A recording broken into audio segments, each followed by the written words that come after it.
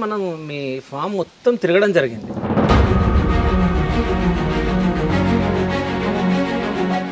అంటే నేనైతే షూ వేసుకున్నా, మీరైతే చెప్పులు లేకుండా తిరిగారు. మీరు భయం లేకుండా ఎట్లా తిరుగుతున్నారు అసలు?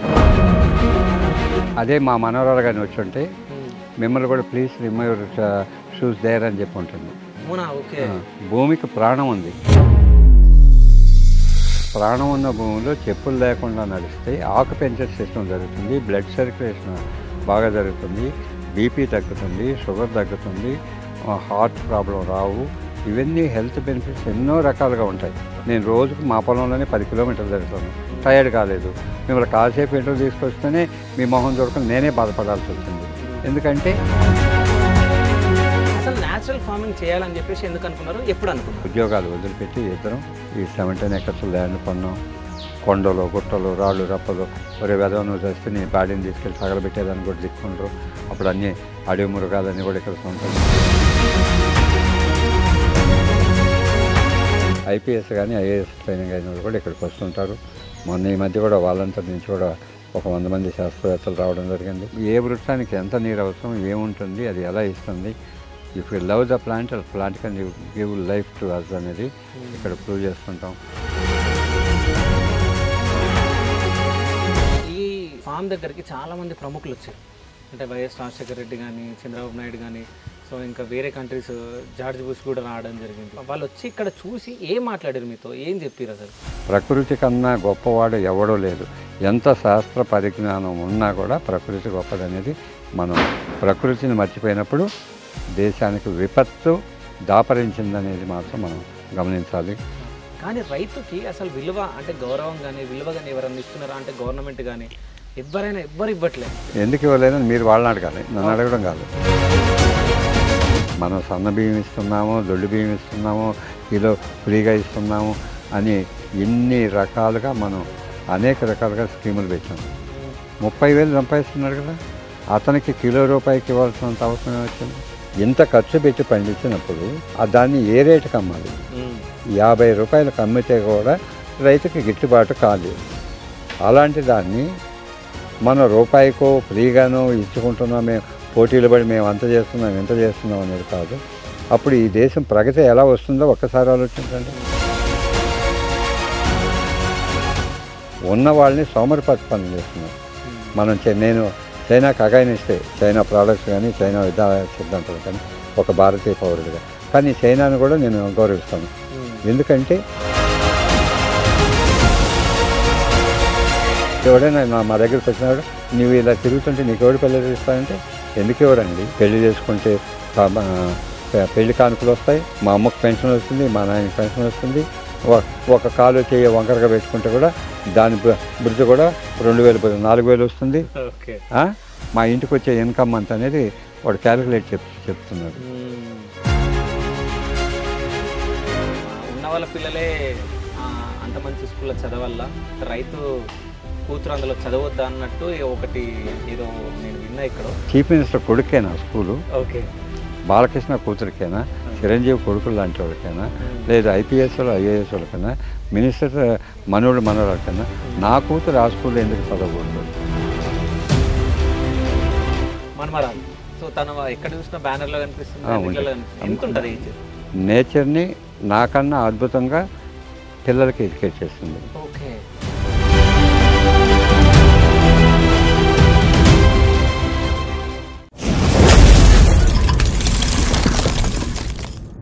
సరే, అంటే మనం మీ ఫామ్ మొత్తం తిరగడం జరిగింది. సో ఎక్కడ కూడా మీరు కాళ్ళకి చెప్పులు లేకుండానే మనం తిరిగినాం. అంటే నేనైతే షూ వేసుకున్నా, మీరైతే చెప్పులు లేకుండా తిరిగారు. అంటే మనకి ఏదైనా ముళ్ళు గుచ్చుకోవడం కానీ, ఏదైనా పాములు కానీ ఏదైనా ఉంటాయి. ఇప్పుడు మొత్తం చెట్లలో మనకు కనిపించని పాములు కూడా ఉంటాయి. మీరు భయం లేకుండా ఎట్లా తిరుగుతున్నారు అసలు? వాటన్నిటితో మేము సహజీవనం చేస్తున్నాం కదా గత 30 సంవత్సరాలుగా. నేను వాటికి హాని కల్పించలేదు, అవి కూడా మాకు హాని కల్పించడం అనేది మా నమ్మకం. గత 33 సంవత్సరాలుగా 35 సంవత్సరాలుగా చిన్న ఇష్యూ కూడా ఇక్కడ జరగలేదు. ఒకే ఒకటి. రెండోది, ఎందుకు కాళ్ళకి చెప్పులు వేసుకోలేదు అనే దానికి కూడా ఈ ఏజ్లో మనం బాగా ఎంత రోహిణి కార్తె అయినా ఇక్కడ ఏసీలో ఉన్నట్టుగానే మొత్తం ఇంత క్లైమేట్లో మనం తిరిగాం. అవును. కొద్ది దూరం వచ్చేసరికి మీరు అలసిపోయారు. మీ బాధ చూడలేకుండా మీరేమో మొత్తం ఫామ్ చూసాం కదా అని అంటున్నారు. మీకు చూపించింది ఒక 50%. అంతే. ఇంకా 50% చూపించాలి. వెదర్ స్టేషన్ కానీ, రెయిన్ వాటర్ హార్వెస్టింగ్ కానీ, రివర్ సాగు విధానాలు కానీ ఇవన్నీ చూపించాలి. ఎందుకంటే నువ్వు అప్పటికే టయర్డ్ అయిపోయినావు. ఓకే. నేను చెప్పులు లేకుండా, మీరు షూ వేసుకున్నా కానీ నేను చెప్పులు లేకుండా కూడా ఇంత ఎండలో ఎందుకు తిరిగానంటే అది అలవాటుగానే కాబట్టి ఆచారం కాదు. ఇప్పుడు వితౌట్ చెప్పులు మేము అదే మా మనవరాలు కానీ వచ్చి ఉంటే మిమ్మల్ని కూడా please remove your shoes there అని చెప్పి ఉంటుంది. అవునా? ఓకే. నేను చెప్పను, ఎందుకంటే ఎవరి ఇష్టం వాళ్ళు ఉంటుంది, మనం ఎందుకు ఇంకొకరిని హత్య చేయడం అని చెప్పేసి. ఎందుకంటే అలా చెప్పి వాళ్ళు లేదమ్మా మేము ఇంట్లో కూడా చెప్పులు వేసుకునే ఉంటాము, చెప్పులు లేకుండా మా ఇంట్లోనే అలవాటు లేదు, అంత మంచి ఫ్లోరింగ్లో గ్రానైట్లో మేము తిరుగుతున్నా కానీ ఏంటంటే మా మనరాలు ఏం చెప్తుందంటే సరే తిరగండి అని చెప్పేసి వాళ్ళు అక్కడ దాకా పోయినారనుకో, మీరు ఇక్కడ దాకా నేచర్కి వచ్చారు, మీరు ఎంత నష్టపోతున్నారో తెలిస్తే మీరే తీస్తారో అని చెప్తుంది. ఏమని అడిగితే చెప్తుంది. ఓకే. వితౌట్ చెప్పులు నడిచినప్పుడు ఏంటంటే ఇంత soil it is organic soil కదా, 100% నేచర్ సాయిల్ కాబట్టి ఆల్రెడీ మీరు సైన్స్ స్టూడెంటే కాబట్టి చెప్తున్నాను. సో ముక్కోటి జీవరాశులు అక్కడ ఉన్నాయి. My soil is a living soil. భూమికి ప్రాణం ఉంది. సో ఆ భూమికి ప్రాణం ఉన్న భూమిలో చెప్పులు లేకుండా నడిస్తే ఆక్యుపెన్చర్ సిస్టమ్ జరుగుతుంది, బ్లడ్ సర్క్యులేషన్ బాగా జరుగుతుంది, బీపీ తగ్గుతుంది, షుగర్ తగ్గుతుంది, హార్ట్ ప్రాబ్లం రావు. ఇవన్నీ హెల్త్ బెనిఫిట్స్ ఎన్నో రకాలుగా ఉంటాయి. ఓకే.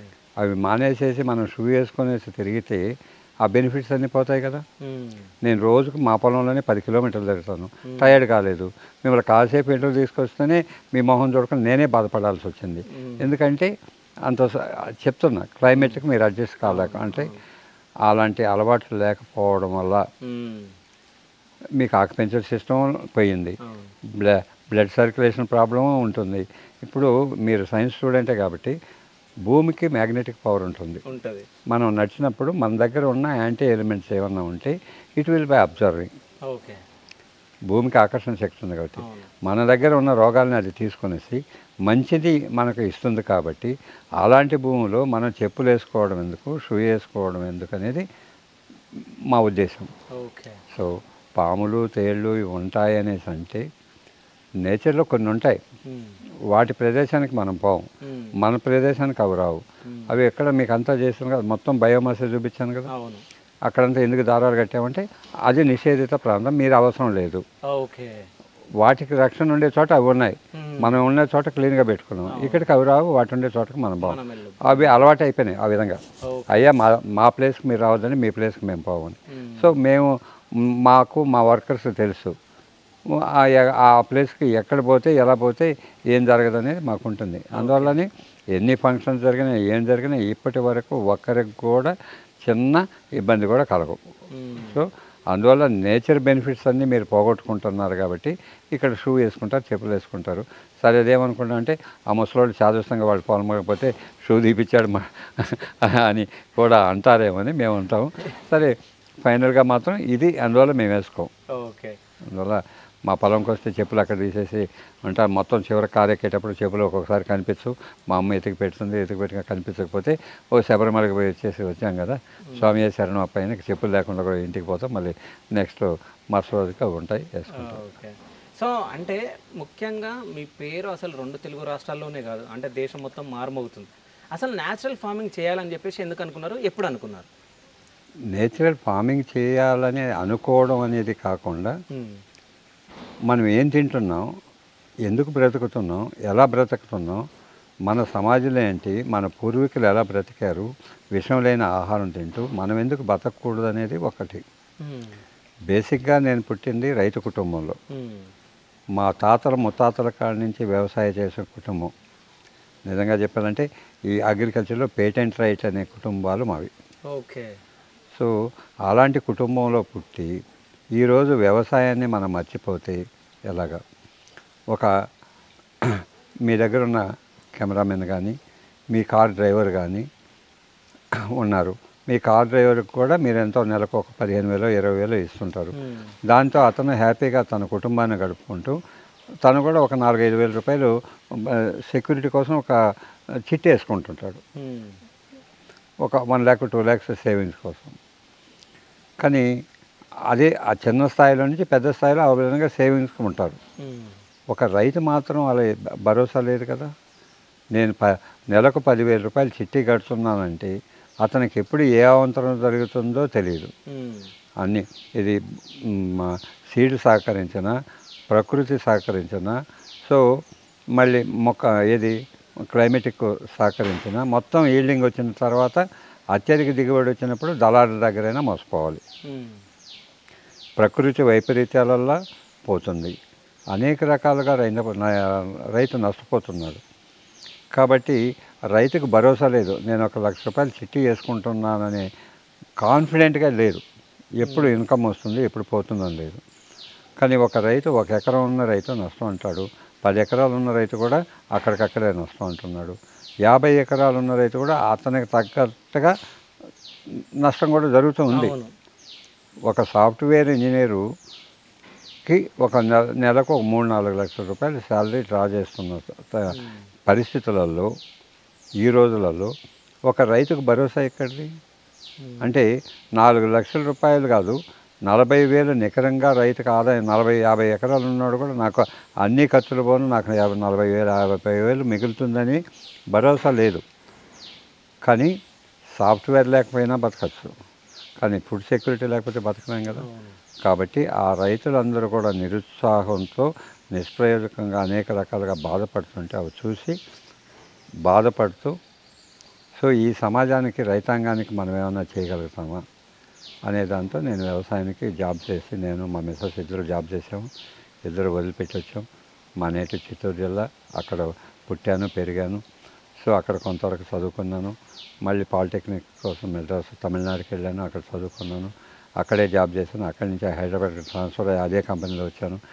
అయినా ఈ వ్యవసాయ కుటుంబం నుంచి వచ్చాం కాబట్టి అది తెలుస్తూనే ఉండింది. ఎందుకు అని చెప్పేసి మనం ఏదన్నా ఈ దేశానికి ఒక మెసేజ్ తీసుకురావాలి. ఈ దేశంలో పుట్టింది ఒక మానవ జన్మగా మనకి ఇచ్చినప్పుడు ఈ దేశానికి మనమంతా సేవ చేయాలనే ఉద్దేశంతో వ్యవసాయాన్ని అది ఉద్యోగాలు వదిలిపెట్టి ఇద్దరం సో వ్యవసాయానికి వచ్చాం. ఈ 17 acres ల్యాండ్ కొన్నాం. కొండలు గుట్టలు రాళ్ళు రప్పలు అసలు కాళ్ళు కూడా అడుగు పెట్టేదానికి లేనంతగా ఉండింది. వచ్చిన ఫ్రెండ్స్ అందరూ అట్లా బయట అక్కడే ఆగిపోయారు. నేను ఒక్కడనే వచ్చాను. ఒరే వెధవ నువ్వు చేస్తే నీ బాడీని తీసుకెళ్ళి తగలబెట్టేదాన్ని కూడా దిక్కుండరు. అప్పుడు అన్నీ అడవి మృగాలన్నీ కూడా ఇక్కడ సంచరించేవి. అన్నీ ఎన్ని రకాలుగా భయపెట్టినా నేను భయపడలేదు. ఏదైనా చేయాలి. బాగున్న పొలాలలో ఫర్టిలైజర్ సాయిల్ అంటే ఫర్టిలైజర్ అంటే కెమికల్ వేసి అనేక రకాలుగా పాడు చేసి ఉన్న బాగా నది పరివాహక ప్రాంతంలో ఉండే పొలాలన్నీ కూడా పండుతాయి. కాబట్టి అలాంటి పొలాలన్నీ వదిలిపెట్టి ఈ అడవిలో రావడం ఎందుకని కూడా ఫ్రెండ్స్ అందరూ క్రిటిసైజ్ చేస్తే, బాగుండే పొలంలో ఎవడైనా వ్యవసాయం చేస్తాడు. అసలు వ్యవసాయానికి యోగ్యత లేని భూమిలో వ్యవసాయం చేయడమే కదా గొప్పతనం అనే దాంతో అన్ని రకాల ఒక ల్యాండ్ ల్యాబ్ వాళ్ళు కానీ వస్తే ఎన్ని రకాల సాయిల్ సైన్స్ ఉందో అన్ని రకాలు మా పొలంలోనే ఉంటాయి. రాకీ సాయిలు, శాండీ సాయిలు, సెలైన్ సాయిలు అన్ని రకాలుగా ఉంటాయి. వీటన్నిటిని కూడా మేము ఎలా మార్పు తీసుకురావాలి అనే దాంతో నేచర్ ఫార్మింగ్ చేసి దాన్ని భూమిని ఎన్రిచ్ చేసి, సో బయలాజికల్ కంట్రోల్ ద్వారా పురుగు మందులు వాడకుండా, పెస్టిసైడ్స్ వాడకుండా, ఫర్టిలైజర్ వాడకుండా గత 35 సంవత్సరాల నుంచి సో ఇక్కడ వ్యవసాయం చేస్తున్నాం. నేచర్ ఫార్మింగ్లో అసలు కెమికల్ ఫర్టిలైజర్స్ పెస్టిసైడ్స్ లేకుండా పంట పండదన్న శాస్త్రవేత్తలందరూ కూడా ఈరోజు పండుతుందని మేము నిరూపించాం. కాబట్టి ఈరోజు ప్రభుత్వాలు కూడా మా వంక చూస్తున్నాయి కదా. ఇప్పటిదాకా మమ్మల్ని క్రిటిసైజ్ చేశారు. ఈ దేశానికి ఫుడ్ సెక్యూరిటీ కెమికల్ ఫర్టిలైజర్ లేకపోతే జరగదన్న శాస్త్రవేత్తలు ప్రముఖులందరూ కూడా ఇప్పుడు నేచర్ ఫుడ్ లేకపోతే అధోగతి పాలవుతున్నాం అనేది ఇప్పుడు అందరిలో మార్పు వచ్చింది. ఏంటంటే each and every family is taking along with their food 5% poison. ఇది అవసరం అనేది మా ఉద్దేశం. ఒకప్పుడు ఎప్పుడో వెనకబడిన ప్రాంతంలో గ్రీన్ రెవల్యూషన్ ఉన్నప్పుడు ఫుడ్ సెక్యూరిటీ లేనప్పుడు విషాన్ని కూడా తిన్నాం. ఇమీడియట్గా చనిపోకపోయినా కొంతకాలం బ్రతికన్నా చనిపోని అనే దాంతో తిన్నాం. ఈరోజు భారతదేశం ఆ పరిస్థితులు లేదు. ప్రపంచ స్థాయిలో మనం పోరాటం చేయగలుగుతున్నాం. ప్రపంచ స్థాయిలో నెంబర్ 4 కంట్రీగా కూడా మనం నిలబడగలుగుతున్నాం.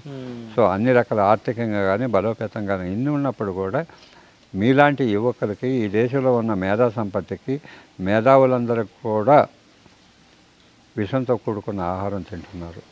ఈరోజు బార్డర్ సెక్యూరిటీలో ఉన్న వాళ్ళు కూడా మంచి ఆహారం లేదు. సో కాబట్టి ఫుడ్ సెక్యూరిటీ అనేది 100% నేచర్ ఫుడ్ ఇవ్వాలనే దాంతో ఇక్కడ ప్రయత్నాలు నేను గత 2002 కాడ నుంచి 2092 కాడ నుంచి కూడా వ్యవసాయం చేస్తూ అప్పటి నుంచి పోరాటంతో సో నేచర్ ఫార్మింగే చేస్తూ వచ్చాం. ఈరోజు సక్సెస్ అయ్యాం, 10 మందికి చెప్పగలుగుతున్నాం. ఈరోజు ప్రభుత్వాలు కూడా వీటిని అంతకుముందు హేళన చేసేవాళ్ళు. So without chemical food there was no food security అనేవాళ్ళు. ఈరోజు without chemical also we can give food security అని మేమందరూ ప్రూవ్ చేసి చూపించిన తర్వాత ఈరోజు గవర్నమెంట్లో కూడా మార్పు తీసుకొచ్చాం కదా. ఈవెన్ స్టేట్ గవర్నమెంట్ అయినా యాక్సెప్ట్ అవుతుంది, సెంట్రల్ గవర్నమెంట్ అని రాస్తుంది. ఎందుకంటే ఈ దేశంలో ఉన్న ప్రజలు నా వాళ్ళు, నా కుటుంబ సభ్యులు, వాళ్ళకి తెలిసి మేము విషం పెట్టడం ఎలాగని చెప్పేసి విషరహితమైన ఆహారాన్ని అందించాలనే దాంతో అప్పటి నుంచి ఇప్పటి వరకు నిర్విరామంగా కృషి చేస్తూ ఇది ఆర్గానిక్ ఫార్మింగ్ చేసి అందరికీ ఫుడ్ సెక్యూరిటీ ఇస్తున్నాం. కాబట్టి ఈరోజు ప్రభుత్వాలు కూడా తల ఉంచుకునేసి ఈరోజు ఈ దారికే వస్తుంది. కాబట్టి ఒక ప్రభుత్వానికి కూడా మేము థ్యాంక్స్ చెప్తున్నాం. ఈరోజు కెమికల్ ఫర్టిలైజర్ వేసే రైతుకి ప్రభుత్వం ద్వారా ఒక డిఏపి బస్తాకు 2000 రూపాయలు సబ్సిడీ ఇస్తుంది ఇంటర్నల్గా, సెంట్రల్ గవర్నమెంట్ కానీ స్టేట్ గవర్నమెంట్. అదే ఆర్గానిక్ ఫార్మింగ్ చేసే రైతుకు భరోసా లేదు కదా. కాబట్టి వాళ్ళు కూడా ఇప్పుడు గ్రహించారు, అయ్యా ఈ భూమిని కలుషితం చేయడానికి, సర్వనాశనం చేయడానికి, వాటర్ని కలుషితం చేయడానికి, ప్రకృతిని విషరూపంగా మార్చడానికి ఇన్ని బస్తాలు కెమికల్ ఫర్టిలైజర్స్ ప్రభుత్వం సప్లై చేసి ఈరోజు హానికరంగా తినే తిండి పాయిజను, తాగే నీళ్లు కలుషితం, పీల్చే వాయు విషం ఆ దృష్టికి తీసుకొచ్చాం. ఈరోజు మంచి ఆక్సిజన్ లేకుండా ఎంప్లాయ్మెంటు భారతదేశం కూడా వరల్డ్లో సెకండ్ కంట్రీగా నమోదైంది. ఏది ఆక్సిజన్ లోపంతో. ఈరోజు ఢిల్లీ చూడండి, ఆ ఆఫీస్కి పోయేటప్పుడు 250 రూపాయలు ఇచ్చి ఆక్సిజన్ తీసుకునేసి పోతున్నారు. ఆక్సిజన్ ఫ్రీగా దొరికిందని ఇంతకుముందు oxygen not available any super market అనేవాడిని, ఇప్పుడు oxygen also available in the super market అని విద్యార్థులకు చెప్పే పరిస్థితికి రావడం జరిగింది. సో విద్యార్థులందరూ కూడా ఇక్కడ వాళ్ళని క్రమశిక్షణారహిత తీసుకొచ్చేసి నేచర్ గురించి వాళ్ళని ఎడ్యుకేట్ చేయడం కూడా జరుగుతుంటుంది. వాళ్ళతో ప్లాంటేషన్ చేస్తున్నాం. ఇప్పుడు take good food, good health, good environment, sharp brain, you can competitive to national level or international అనే వాళ్ళకి బోధిస్తూ వాళ్ళకే కాకుండా సో యంగ్ సైంటిస్ట్ మీలాంటి భారతదేశంలో సెలెక్ట్ అయిన యంగ్ సైంటిస్టులందరికీ కూడా ఫోరం వాళ్ళకు కూడా ఇక్కడ శిక్షణా శిబిరాలు ఏర్పరిచి వాళ్ళని ఎడ్యుకేట్ చేస్తున్నాం. ఎందుకంటే వాళ్ళు ఈ దేశాన్ని రేపు కాపాడవలసిన వ్యవసాయ శాస్త్రవేత్తలు కాబట్టి ఈ కోణంలో కూడా ఆలోచించమని చెప్పి వాళ్ళు ఆలోచించారు, చేస్తున్నారు. ఇది జరుగుతుంది. ఐపీఎస్ కానీ ఐఏఎస్ ట్రైనింగ్ అయిన వాళ్ళు కూడా ఇక్కడికి వస్తుంటారు. మొన్న ఈ మధ్య కూడా వాళ్ళంతటి నుంచి కూడా ఒక 100 మంది శాస్త్రవేత్తలు రావడం జరిగింది. వాళ్ళందరూ కూడా ఇక్కడ ట్రైనింగ్ తీసుకున్నాం. సార్ ఇది సుసాధ్యం అనేది కాదు, అసాధ్యం అనేది కాదు, సుసాధ్యం అనేది ఇక్కడ ప్రూవ్ చేసాం ప్రాక్టికల్గా. ఏదో మాటలు చెప్పే మాంత్రికుల్లాగా కాకుండా ప్రాక్టికల్గా చేసి చూపించాం. మాంత్రికుల్లాగా చెప్పడం వేరు, ప్రాక్టికల్గా చూపించి ప్రపంచానికి తెలియజేయడం. కాబట్టి నాకు బుక్కులు రాయడం కానీ, వేదిక మీద వెళ్ళి అన్ని సెమినార్లు కండక్ట్ చేయకపోయినా ఏ వృక్షానికి ఎంత నీరు అవసరం, ఏముంటుంది, అది ఎలా ఇస్తుంది, if you love the plant can give life to us అనేది ఇక్కడ ప్రూవ్ చేస్తుంటాం. అందరూ మొక్కలతో మాట్లాడని ఆయన అంటుంటారు, అనేక రకాలుగా నన్ను సంబోధిస్తుంటారు. నిజంగా ఈ మొక్కలే నాకు స్వర్గం, ఇక్కడే ప్రపంచం, వీళ్ళే నా బంధువులు చుట్టాలనుకొని కూడా వాటిని ప్రేమిస్తూ ఉంటాం. సో అది దిగుబడినిస్తుంటుంది. నేను హ్యాపీగా ఉన్నాను, మా అందరం కూడా హ్యాపీగా ఉన్నాం. ఈ చివరి కోరిక ఏంటంటే నా దేశానికి నేను పుట్టాను, ఈ దేశంలో ఉన్న జనాభాకి అందరికి కూడా 100% ఫుడ్ సెక్యూరిటీ ఇచ్చి ప్రపంచ స్థాయిలో కూడా భారతదేశం ఆర్గానిక్ దేశంగా మారాలనేది చివరి కోరిక. కాబట్టి ఆ కోణంలో ఇక్కడ కష్టపడడం జరుగుతుంటుంది. ఓకే, అంటే మీరు ఏ ఇయర్లో తీసుకున్నారు సార్ ఇది పొలం? ఇది 1992లో కొన్నాం. ఓకే, అప్పుడు ఒక అడవిగా ఉండింది కదా, ఒక 1000 లారీల రాళ్ళు కూడా బయటకు పంపించాము. పెద్ద పెద్ద గుండ్లు, వినాయకుడు, బలరాముడు ఇలాంటి ఉండే అలాంటి స్టోన్స్ కూడా ఒక 35 అడుగులు మట్టి తీసేసి ఆ మట్టి లోపల వేసేసి వ్యవసాయం చేయడం జరుగుతుంది. ఓకే, ఎంత కొన్నారు సార్ అప్పుడు మీరు ఇది? అప్పుడు ఎంతకు కొన్నా కానీ ఆ రోజు రేట్లు ఆ రోజు తక్కువగా కొనున్నా కానీ ఆ అడవిని కొనడానికన్నా కూడా 5 అంతలు ఖర్చు ఎక్కువైంది ఆ రోజులో. ఓకే, అంటే ఇది మొత్తం మీరే క్రియేట్ చేసారు మొత్తం, అంటే గుట్టలు పుట్టలు ఉన్న దాన్ని? పుట్టలు కాదు, పెద్ద కొండల గుట్టలే.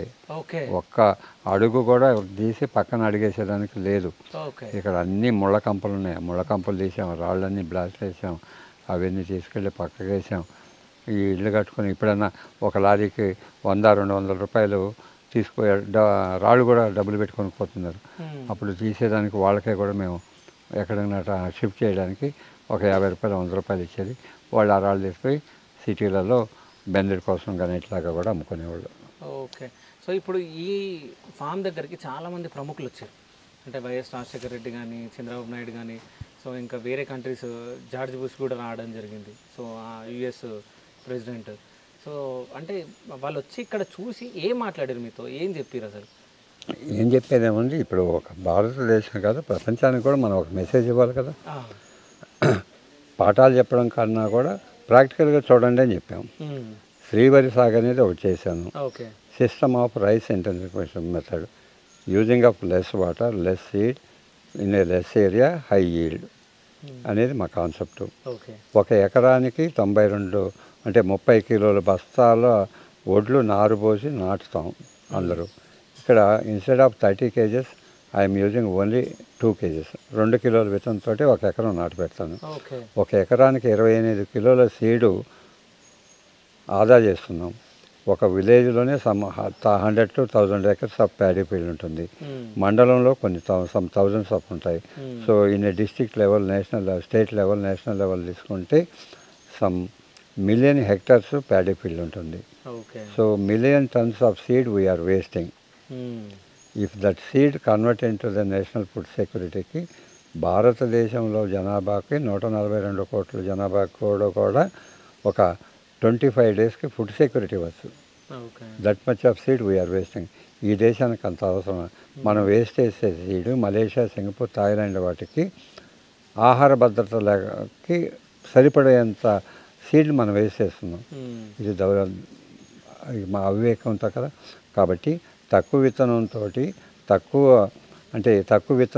తక్కువ నీళ్ళతోటి, నీళ్ళు ఎందుకు తక్కువ అంటే water also our natural resources.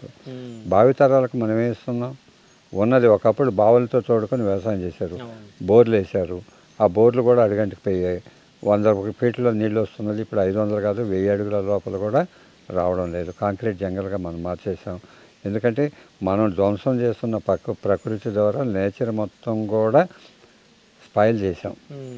తద్వారా ఆ నేచర్ కూడా సో అంతరించిపోతుంది. కాబట్టి వాటర్ కూడా గ్రౌండ్ లెవెల్ కూడా తగ్గిపోతుంది. కాబట్టి సో మెళకువలు తెలిసిన వ్యవసాయం చేస్తూ రెయిన్ వాటర్ని ఎలా హార్వెస్టింగ్ చేయాలని ఇక్కడ విద్యార్థులకు నేర్పిస్తూ, సో వాళ్ళని ప్రయోజకులు చేస్తూ, ఇక్కడ దేశానికి ఫుడ్ సెక్యూరిటీనే కాకుండా కూడా విత్తనం ద్వారా ఎంత సేవ్ చేయొచ్చు, వాటర్ ఎంత దేశానికి సేవ్ చేయొచ్చు అని ప్రణాళికాబద్ధకంగానే కూడా ఇక్కడ సేవింగ్స్ అంటే వాస్తవాలు జరుగుతుంటాయి. కాబట్టి వీటిని అబ్జర్వ్ చేసి ప్రభుత్వాలు కూడా గుర్తిస్తున్నాయి, మాట్లాడుతున్నారు. నేను చూడ వాలంటరీ అంటే ఏంటి, మన రాష్ట్రాన్ని మొత్తానికి కూడా వాటర్ వర్క్స్ డిపార్ట్మెంట్, వాళ్ళకు కూడా మనం ఇక్కడ ఒక రైతు క్లాసెస్ తీసుకున్నాడంటే వాటర్ మేనేజ్మెంట్ లెవెల్ ఎలా ఉంటుందో మీరు ఊహించుకోవచ్చు. సో ఏ పంటకి ఎంత నీళ్ళు కావాలనేది కూడా మేము మీటర్ ద్వారా కూడా పెట్టి చెప్పగలను. అదే ఎక్కడ జరగలేదు కదా. ఎందుకు వృధా చేస్తున్నాం? ఈ దేశం మనది. మన దేశాన్ని కాపాడుకోవాల్సిన బాధ్యత ప్రతి ఒక్క పౌరుడి మీద ఉంది. కాబట్టి సో వాస్తవాల్ని అంతరించిపోకుండా దాన్ని కాపాడాల్సిన బాధ్యత కూడా తెల్ల జుట్టు వచ్చినంత మాత్రమే కాదు, ఈ దేశానికి సంరక్షకుడిగా కూడా ఒక సైనికుడిలాగా కూడా అనేక వేల మందిని విద్యార్థులు తీర్చిదిద్దాల్సిన బాధ్యత ఒక రైతు మీద కూడా ఉంది. ఒక సైంటిస్టే కాదు, ఒక యూనివర్సిటీ కాలేజే కాదు, వాళ్ళందరూ ఫీజులు తీసుకొని చేసిన ఒక రైతుగా సో నేచర్కి అనుసంధానంగా పిల్లలు చేస్తూ ఈరోజు అనేక రకాలు గంజాయికి కానీ డ్రగ్స్ కానీ వీటన్నిటికీ ఎలా బానిసలైపోయారు. ఎంతెంత మంచి గుణాలున్న విద్యార్థులందరూ కూడా, ఆ కుటుంబాలు, వాళ్ళ పేరెంట్స్ అందరూ కూడా ఎలా అల్లకల్లోలం అయిపోతుంది, వాళ్ళ జీవితాలన్నీ కూడా ఎలా బాధపడుతున్నారు. అలాంటి సిచ్యువేషన్ రాకుండా వచ్చిన తర్వాత బాధపడడం కాదు, రాకముందు వాళ్ళు ఎలా కంట్రోల్ చేయాలనేది ఇక్కడ శిక్షణ. అందువల్ల వాళ్ళకి నేచర్తో అనుసంధానం చేసి ప్రకృతి ఒక గొప్పతనం చేసి వాళ్ళు తీసుకునే ఆహారాన్ని గురించి.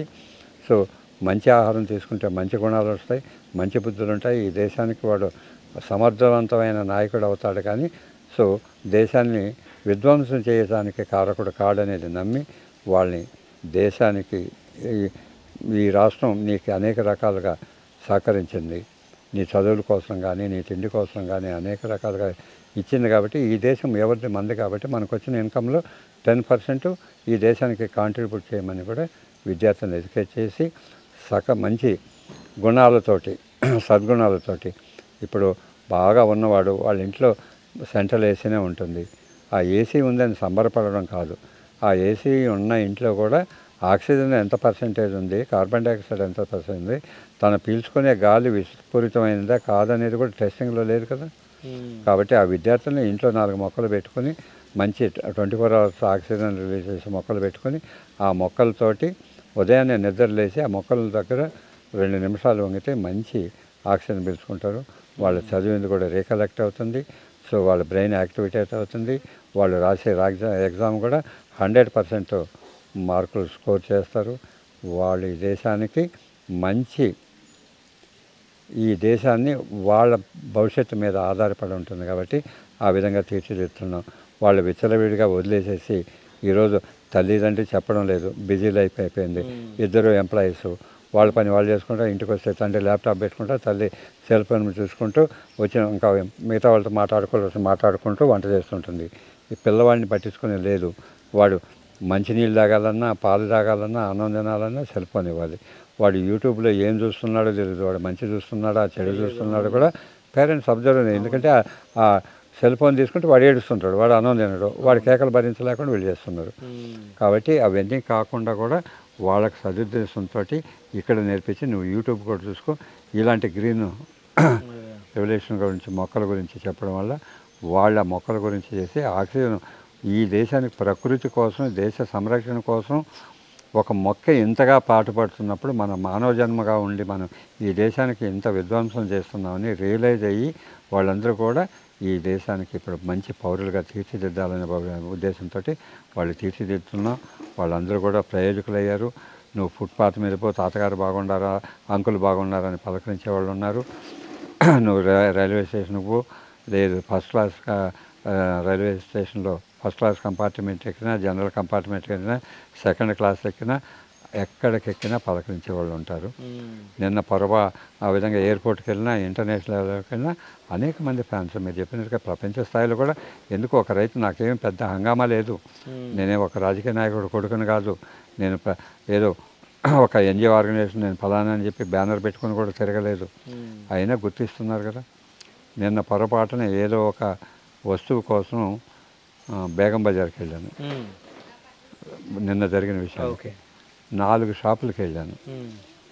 ఏదన్నా ఎందుకంటే ఈ పిల్లల్ని ఎడ్యుకేట్ చేయడానికి కోసం ఓల్డ్ ఐటమ్స్ బ్రాస్లో కానీ కాపర్లో ఏమన్నా ఉంటే వాటి ద్వారా వండుకొని తినడం వల్ల ఎలాంటి భవిష్యత్తు ఉండిందనేది చూపించడానికి ఎవడైనా నాకు సెకండ్ హ్యాండ్ దొరుకుతుందేమని 5-6 షాపులు తిరిగాను. తిరిగితే 5-6 షాపులు ఇప్పుడు పెళ్ళిళ్ళ సీజన్ కదా, అందరూ షాపులలో లేడీస్ ఉన్నారు. ఏ షాపుకు పోయినా నిజంగా అది నా అదృష్టం అనుకోవాలన్నా లేదా లేదు, ఆ లేడీస్ అందరూ లేచి నేను పోతున్నాడు కానీ లేచి నమస్కారం నాయుడు గారు మీరు బాగున్నారా, మేము మీ పొలంకి వద్దాం అనుకున్నాం అని చెప్పేసి వాళ్ళందరూ లేచేసరికి ఆ షాప్ ఓనర్ అలా నిర్జీవంగా అయిపోయాడు. ఏంటి ఆయన ఎవరు ఏంటి, ఆయన ఏదో సామాన్యుడిగా వచ్చాడు కదా, ఆయనకి ఎందుకు అంత గౌరవిస్తుందంటే ఆయన ప్రకృతి ప్రేమికుడంటే ఇలా చేస్తున్నాడు అని వాళ్ళంటే వాళ్ళ దగ్గర ఉన్న పాత సామాన్లు గోడంలో ఉంటే కూడా ఎతికి పెట్టండి అని కూడా చెప్పడం జరిగింది. ప్రతి షాపుకు పోయినా నాకు అది నిన్న చాలా ఆశ్చర్యకరంగా 5 షాపులకు వెళ్ళిన 5 షాపుల వాళ్ళు నన్ను గుర్తించారు, వచ్చిన కస్టమర్స్. ఆ విధంగా ఇక్కడికి వచ్చిన విద్యార్థులు వాళ్ళ ఇంటికి వెళ్ళిన తర్వాత ఒక స్కూల్ పిల్లలు మామూలుగా ఇప్పుడు ఫీల్డ్ ట్రిప్ అని పోతారు, అనేక రకాలుగా పోతూ ఉంటారు. అక్కడేం వాళ్ళకి ఎంజాయ్మెంట్ ఉండదు. ఇక్కడికి వస్తే నేచర్ గురించి నేర్పిస్తాం. ఇప్పుడు మీకే 2 పిల్లలు ఉన్నారు, కొడుకు ఒక స్కూలు కూతురు ఒక స్కూల్ చదువుతుంది. ఇక్కడికి అబ్బాయి వచ్చాడు, అమ్మాయిని ఇంకో వేరే స్కూల్లో వాళ్ళు ఇంకా మంచి పార్కులకు తీసుకెళ్తారు, వాటర్ గేమ్స్ అవి తీసుకెళ్ళి ఉంటారు. అది తీసుకెళ్ళడం లైన్లో తీసుకెళ్ళడం, లైన్లో చూపించుకోవడం రావడం జరిగింది. ఇక్కడ వాళ్ళకు ఫ్రీగా వదిలి వాళ్ళ చేత మొక్క నాటిస్తుంటాడు. నేను వాళ్ళ చేత మొక్క నాటిస్తున్నాను, వాళ్ళ ప్రేమగా చూస్తున్నాను, మా దగ్గర కట్ చేసి పెట్టడం. ప్రేమగా చూస్తే ఆ తాతగారు మమ్మల్ని ఎంత ప్రేమగా చూశారు, ఆ తాత తోటలో మేము ఎంత నేర్చుకున్నాం, అంతుంది ఎంతుందని ఆ పిల్లలు ఇంట్లో చెప్పేసరికి ఆడపిల్ల ఏడుస్తూ కూర్చుంటుంది. మమ్మల్ని ఏమన్నా డాడీ ఇలాంటి వాళ్ళకి పంపించాడు, అక్కడ మాకేమీ చెప్పలేదు, అన్నీ చూపించారు, అక్కడ బండి ఇక్కడ బండి లైన్ వదలదని ఒక చెయ్యి ఒకరు పట్టుకొని మేము అక్కడ మిస్ కాకుండా పోయినాం, అదే చూపించారు.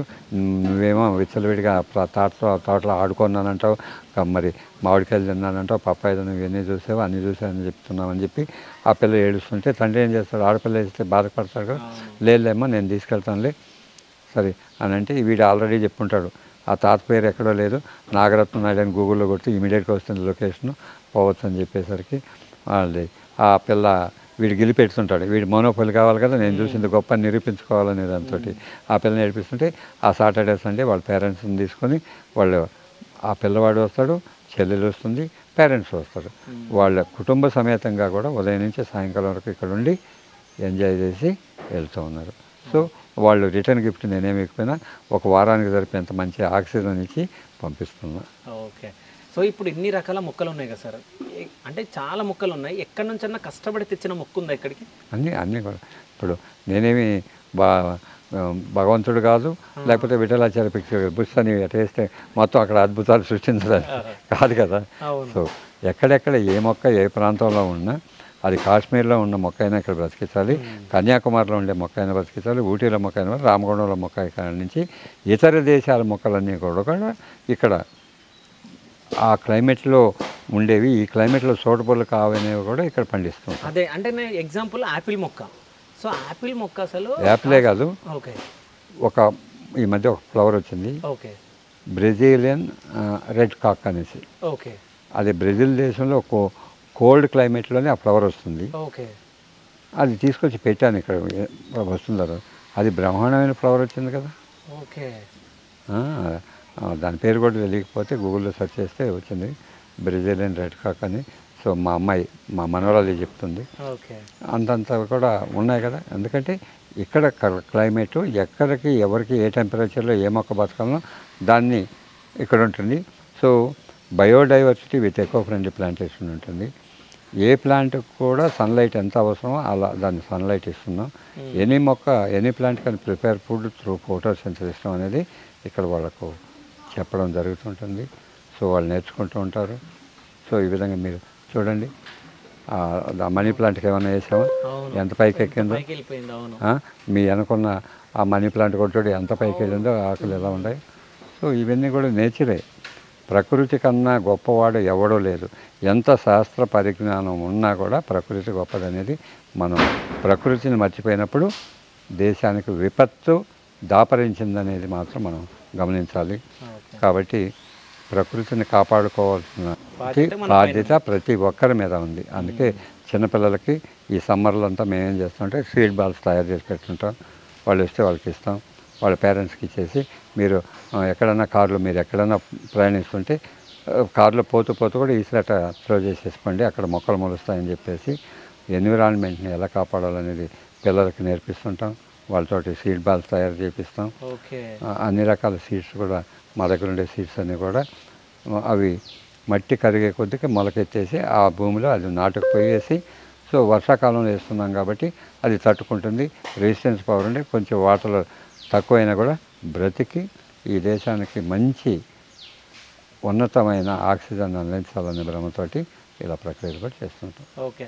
అయితే ఇప్పుడు రైతు లేకుంటే మనకు తినడానికి తిండి ఉండదు. అసలు రైతు పండిస్తేనే మనం తింటున్నాం. రైతు అనేవాడు ఒక దేవుడు. కానీ రైతుకి అసలు విలువ అంటే గౌరవం కానీ విలువ కానీ ఎవరన్నా ఇస్తున్నారా అంటే గవర్నమెంట్ కానీ ఎవ్వరు ఇవ్వట్లే. సో దీనిపైన మీరు ఏం మాట్లాడతారు? ఎందుకు ఇవ్వలేదని మీరు వాళ్ళని అడగాలి, నన్ను అడగడం కాదు. ఇప్పుడు మీ మీడియా నన్ను అడిగి ఎందుకు ఇవ్వలేదని నన్ను అడగే ముందు అందరూ అన్నం తినేవాళ్ళే కదా. అవును. ఈ రైతు పండించిన దాంతో తింటున్నారు. అయ్యా మీరు ఎందుకు రైతు గౌరవం ఇవ్వడం లేదని వాళ్ళు అడగాలి. ఈరోజు అనేక స్కీమ్స్ పెట్టారు, కానీ రైతుకి ఏ స్కీమ్ అన్నా ఉందా? రైతుకి అన్ని రకాలుగా మేము ఆదుకుంటున్నామని ప్రతి ఒక్కరూ వేదిక మీద చెప్పడం జరుగుతుంటుంది. ప్రతి ఒక్క రాజకీయ నాయకుడు కూడా వాళ్ళ మూలాలు ఎక్కడి నుంచి అయినా ఎతికితే ఎక్కడో ఒక చోట నుంచి వ్యవసాయ కుటుంబం నుంచి వచ్చిన వాళ్ళే కానీ వాళ్ళు ఆకాశం నుంచి రాజకీయ నాయకుడిగా ఉట్టిపడిన దాఖలాలు ఎక్కడా లేవు. సో వాళ్ళ బ్యాక్గ్రౌండ్ తాతలో ముత్తాతలు ఎక్కడి నుంచి వచ్చిన వాళ్ళైనా కానీ ఈ అగ్రికల్చర్ ఫ్యామిలీ నుంచి వచ్చారు. మరి ఈ ఆహారం పండించే రైతు ఎలా ఉండాలనేది వాళ్ళు ఆలోచించాల్సిన ఇది ఎవరు వాళ్ళు.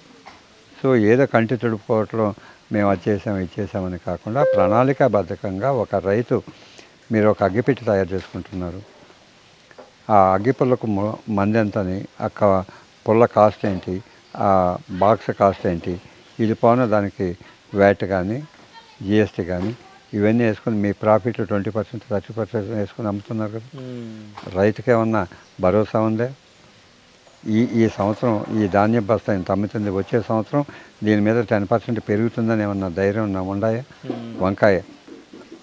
వంకాయ తీసుకో, టమాటా తీసుకో, ఒక సీజన్లో 50 రూపాయలు పోతుంది కేజీ, మిగతా సీజన్లో 2 రూపాయలు కూడా పోతుంది కదా. వ్యవసాయ ఖర్చు అయితే 2 రూపాయలు పైనప్పుడు కూడా అదే వ్యవసాయం ఖర్చు అవుతుంది, 50 రూపాయలు పడినప్పుడు కూడా అదే ఖర్చు వస్తుంది. మరి దీన్ని ఎవరండి అనలైజ్ చేయాల్సింది? మీలాంటి వాళ్ళు, పాలసీ మేకర్స్ ఉన్నవాళ్ళు, ప్రదేశం ఇప్పుడు ఏసీ బిల్డింగ్లో కూర్చొని పాలసీ మేకర్ ఎవరు చేస్తారు? రాజకీయ నాయకులే కదా. ఇప్పుడు అనేక ఐఏఎస్ ఐపీఎస్ వాళ్ళు కూడా వీళ్ళు కూడా పాలసీ మేకర్ చేస్తారు. ఎక్కడన్నా వాళ్ళు గ్రౌండ్ లెవెల్లో వచ్చి రైతు ఖర్చు ఏంటి, ఒక కేజీ బియ్యాన్ని పండించడానికి ఎంత ఖర్చు వస్తుందని ఎవరన్నా ఆలోచించారా? ఒక కేజీ రైస్ ఉత్పత్తి చేయడానికి 5000 లీటర్స్ వాటర్ అవసరం. 5000 లీటర్స్ వాటర్ అవసరం అంటే 1 లీటరు 20 రూపాయలు పెట్టి కొనుక్కుంటున్నాం.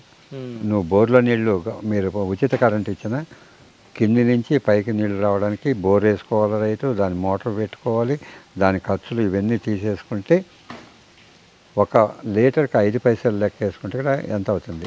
25 రూపాయలు వాటర్ ఖర్చు అవుతుంది. సీడ్ ఏంటి, యాజమాన్యం ఏంటి, ప్లాంటేషన్ ఏంటి, వీడ్ కంట్రోల్ ఏంటి, హార్వెస్టింగ్ ఏంటి, ఈ లేబరు ప్లస్ అతను ఒక ప్యాడీ అనుకో 4 నెలలు కష్టపడాలి, అతని శాలరీ, ఇవన్నీ క్యాలిక్యులేట్ చేసుకుంటే ఎలా వస్తుందండి? మనం సన్న బియ్యం ఇస్తున్నాము, దొడ్డు బియ్యం ఇస్తున్నాము, కిలో ఫ్రీగా ఇస్తున్నాము అని ఇన్ని రకాలుగా మనం అనేక రకాలుగా స్కీములు పెట్టాం. ఒకప్పుడు ఆ పరిస్థితిలో ఎన్టీ రామారావు సీఎంగా ఉన్నప్పుడు ఆ పరిస్థితి. ఇప్పుడు ఎవ్వడు ఒక అడ్డ మీద కూలివాడు కూడా 1000 రూపాయలు మాకు పనికి వస్తే 1000 రూపాయలు అడుగుతున్నాడు, 1000 రూపాయలు ఇస్తున్నాం. 30,000 సంపాదిస్తున్నాడు కదా, అతనికి కిలో రూపాయికి ఇవ్వాల్సినంత అవసరం వచ్చింది. పాలసీ మ్యాటర్ చెప్తున్నా. ఇవన్నీ ఓట్ల రాజకీయాలు. సరే, నేను పాలిటిక్స్కి పోదలుచుకోలేదు కాబట్టి నేను మాట్లాడను. అందువల్ల రైతు నష్టపోతున్నాడు. ఇంత ఖర్చు పెట్టి పండించినప్పుడు దాన్ని ఏ రేటుకి అమ్మాలి? 50 రూపాయలకు అమ్మితే కూడా రైతుకి గిట్టుబాటు కాలేదు. అలాంటి దాన్ని మనం రూపాయికో ఫ్రీగానో ఇచ్చుకుంటున్నాం, మేము పోటీలు పడి మేము అంత చేస్తున్నాం ఎంత చేస్తున్నాం అనేది కాదు. అప్పుడు ఈ దేశం ప్రగతి ఎలా వస్తుందో ఒక్కసారి ఆలోచించండి. ఇప్పుడు దివాలా తీసిపోవడానికే మనం ప్రయత్నం చేస్తున్నాం, ఉన్న వాళ్ళని సోమరిపోతు పనులు చేస్తున్నాం. నేను చైనాకు అగైనిస్టే, చైనా ప్రోడక్ట్స్ కానీ చైనా విధాన సిద్ధాంతాలు కానీ ఒక భారతీయ పౌరుడిగా, కానీ చైనాను కూడా నేను గౌరవిస్తాను. ఎందుకంటే ఎవరికి ఉచితం అనేది ఉండదు, అందరూ కష్టపడాలి. కష్టం లేకుండా మనం అందరినీ సోమరిపోతులు చేస్తున్నాం. సోమరిపోతులు చేసుకుంటే ఎవరి పని వాడు సిస్టమేటిక్గా చేయనియండి. ఈ దేశం ఇంకెంత ప్రగతి కాదు, 4 సంవత్సరాలు కాదు, 2 సంవత్సరాల్లోనే ప్రపంచ దేశాల్లో గొప్ప దేశంగా భారతదేశం వస్తుంది. మన దేశంలో మేధా సంపత్తి తక్కువ లేదు, మీలాంటి యువకులు తక్కువ లేదు.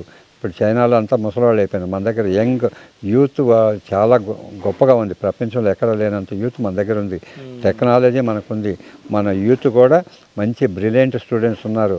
ఎందుకంటే ఈ భారతదేశంలో సంస్కృతి సాంప్రదాయం తరతరాలుగా నేర్పించిందని మనకు ఉన్నత భావాలు నేర్పించాయి. కాబట్టి ఆ ఉన్నత భావాలతోటి సైంటిఫిక్ నాలెడ్జ్ కూడా జోడించుకొని ప్రతి ఒక్కరు కూడా ఎథిక్స్తో బతుకుతున్నారు మన వాళ్ళందరూ. వీళ్ళందరూ కూడా ఆ మేధా సంపత్తిని మనం ఎలా ఉపయోగించుకొని ఈ దేశాన్ని ప్రగతి దేశంగా మార్చాలని తపన పడాలి. కానీ ఈ దేశంలో ఉన్న జనాభాని ఎలా సోమరిపాత్రలుగా తయారు చేయాలనేది ఆలోచించడం తప్పు కదా. ఈ అట్టడికి ఎవరికైతే తిండికి లేదు, నువ్వు ఒక మండలానికి ఒక షెడ్ పెట్టు, ఎవడే అనాథలుగా ఉన్నవాడికి తిండి కన్న పిల్లలు కూడా తిండి పెడుతున్న తల్లిదండ్రులు కూడా చాలామంది ఉన్నారు. వాళ్ళకందరికీ ఒక హాస్టల్ లాగా పెట్టు, టైం టు టైం వాడికి ఉదయం టిఫిన్ పెట్టు, మధ్యాహ్నం భోజనం పెట్టు, సాయంకాలం కూడా వాళ్ళకి పెట్టు, వాళ్ళకి అకామిడేషన్ ఇవ్వు. కానీ అందరినీ సోమరిపోతులు చేయడం ఏమవుతుంది? ఎవడైనా మా దగ్గరికి వచ్చినాడు, నువ్వు ఇలా తిరుగుతుంటే నీకు ఎవడు పిల్లలు ఇస్తానంటే ఎందుకు ఎవరండి? పెళ్లి చేసుకుంటే పెళ్లి కానుకలు వస్తాయి. సో మా అమ్మకు పెన్షన్ వస్తుంది, మా నాయనకి పెన్షన్ వస్తుంది. ఒక కాలు చేయ వంకరగా పెట్టుకుంటే కూడా దాని బృతి కూడా 2000 4000 వస్తుంది. మా ఇంటికి వచ్చే ఇన్కమ్ అంత అనేది వాడు క్యాలిక్యులేట్ చెప్తున్నాడు. సో నేను ఎందుకు కష్టపడాలనే కాడికి వస్తున్నాడు. ఇప్పుడు ఒక 1000 రూపాయలు ఇస్తాం, 1000 రూపాయలు అంటే 1000 కేజీలు బియ్యం వచ్చినట్టు కదా. 1000 కేజీలు వాడు ఎన్ని రోజులు కష్టపడాలి? రైతు ఎన్ని రోజులు కష్టపడితే నీకు 1000 కిలోల బియ్యం వస్తుంది కదా ఫ్రీగా. సో ఎంతమంది పిల్లలు సార్ మీకు? ఎంతమంది ఎందుకు ఈ దేశానికి భారం కాకుండా చాలనుకున్నా ఒకరిని కనుక్కున్నా ఒకరితో ఉన్నాం. ఓకే. ఎందుకంటే మన దేశంలో ప్రొడక్షన్లో తక్కువ లేదు, కానీ డెవలప్మెంట్లో కూడా తక్కువ లేకుండా ఉండాలనేది నా సిద్ధాంతం. ఓకే. అంటే పాప స్కూల్ గురించి చెప్పండి. పాపది అంటే నేను ఎక్కడో విన్నా, ఇంట్రెస్టింగ్ ఒక స్టోరీ ఉంది. అంటే అందరూ అంటే ఉన్న వాళ్ళ పిల్లలే అంత మంచి స్కూల్లో చదవాల, రైతు కూతురు అందులో చదవద్దా అన్నట్టు ఒకటి ఏదో నేను విన్నా ఎక్కడో. అసలు ఆ స్టోరీ ఏంది? స్టోరీ ఏముంది? ఒక రైతు కూడా అందరూ సమాజంలో అన్నారు కదా, నువ్వు రైతుగా పుడితే ఒక ఆడపిల్లని చదివించలేమో చదవలేని. ఆ రోజుల్లో ఇప్పుడు ఇలాంటి స్కీమ్స్ కానీ కాలేజ్ ఫీజులు రీఎంబర్స్మెంట్స్ ఇవన్నీ లేవు కాబట్టి, లేకపోయినా కానీ మేము ఆ రోజుల్లోనే భారతీయ విద్యాపీఠం చదివించాను జూబ్లీ హిల్స్లో. ఏమేంటంటే ఆ రోజు చంద్రబాబు నాయుడు కొడుకు లోకేష్ ఫైనల్ ఇయర్లో ఉంటే మా అమ్మాయి నర్సరీలో జాయిన్ చేయించాను ఆ స్కూల్లో. ఓకే. ఎందుకంటే అది ఒక చీఫ్ మినిస్టర్ కొడుకేనా స్కూలు, బాలకృష్ణ కూతురికైనా, చిరంజీవి కొడుకులు లాంటి వాళ్ళకైనా, లేదా ఐపీఎస్ వాళ్ళు ఐఏఎస్ వాళ్ళకైనా, మినిస్టర్ మనవరాలకైనా నా కూతురు ఆ స్కూల్లో ఎందుకు చదవకూడదు అనేదాంతో పోటీ పడి సీట్ తెప్పించి ఆ స్కూల్లోనే చదివించాను. So happy. ఓకే. ఇప్పుడు పాప అంటే మీ కూతురు ఏం చేస్తుంది మేడం? జాబ్ చేస్తుంది. జాబ్. సో అంటే మేడంకి ఎంతమంది పిల్లలు? ఒక పాప, మనమరాలు. సో తను ఎక్కడ చూసినా బ్యానర్లో కనిపిస్తుంది. ఎంత ఉంటుంది age? 9 years. But she is so active agriculture. Back to మళ్ళీ నేచర్ కోసం, నేచర్ని నాకన్నా అద్భుతంగా పిల్లలకి ఎడ్యుకేట్ చేస్తుంది. ఓకే. ఇప్పుడు మా దగ్గర స్కూల్ నా గురించి 9th క్లాస్ బయాలంటే స్కూల్ పిల్లలు వస్తారు, వాళ్ళ క్లాసెస్ తీసుకుంటుంది. మొన్న 100 మంది శాస్త్రవేత్తలు వస్తే వాళ్ళకు క్విజ్ పోటీ పెట్టింది. ఏది? ఫ్రూట్స్ తోటి, వెజిటబుల్స్ తోటి, లీవ్స్ తోటి ఐడెంటిఫై చేయండి చూద్దామని. ఐడెంటిఫై చేయలేకపోతే తనే చెప్పగలుగుతుంది. సో మెడిసినల్ వాల్యూ చెప్తుంది, నేచర్ గురించి. సేవ్ సాయిల్ ప్రోగ్రామ్ చేస్తుంది. సేవ్ సాయిల్ ప్రోగ్రామ్ ఇది ఈసా ఫౌండేషన్లో సద్గురుజీ దానికి బర్త్డే చేస్తాడు. ఓకే. సో అలా అటాచ్మెంట్, ఎందుకంటే గ్రౌండ్ లెవెల్లో నుంచి మట్టి మీద ప్రేమ కల్పిస్తే మంచి భవిష్యత్తు ఉంటుంది అనేది మా ఉద్దేశం. కాబట్టి అందరినీ ఎడ్యుకేట్ చేస్తుంది. ఈరోజు రాలేదు, నిన్న పెళ్ళికి ఎక్కడ పోయి లేట్ నైట్ 12 గంటలకు, లేకపోతే వచ్చింటే మీకు కూడా చెప్పేది. మీరు వచ్చింటే చెప్పులు లేకుండా ముందు ఇంకా అలసిపోయిన వాళ్ళు షూ అక్కడ తీసేసి రావాల్సి వచ్చే పరిస్థితి వచ్చేది. అది లేదు ఈరోజు. సో ఇప్పుడు మీ న్యాచురల్ ఫార్మింగ్లో ఇప్పుడు కొత్తగా ఈవెంట్స్ చేసుకోవచ్చు అన్నట్టు మీరు ఇంతకుముందు చెప్పడం జరిగింది. సో అంటే ఏమేమి చేసుకోవచ్చు ఇక్కడ? ఈవెంట్స్ అన్నీ చేసుకోవచ్చు. ఓకే.